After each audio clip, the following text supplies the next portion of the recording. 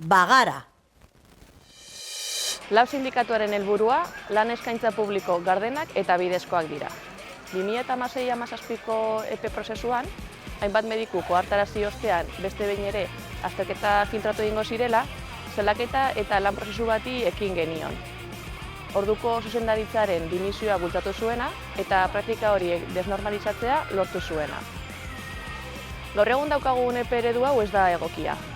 Zuzenean talka egiten du kontziliazioarekin eta bizi erritmoekin. Ez die dauden beharrei erantzuten. Gaitegiak, doakoak, egokiak eta euskera zen gaztelania idatzita egon behar dira. Alde bakarrez inposatzen zaigun eredu honen aurrean, negoziazioa ezinbestekoa da. Sindikatu honek ahalegin handiak egin ditu, behin-behinekotasuna dela eta kontratazioaren egoera argitzeko. 2019an kontratazio txosten bat aurkeztu genuen eta bertan egituratu beharreko 3.000 lanpostu zeudela antzeman genuen.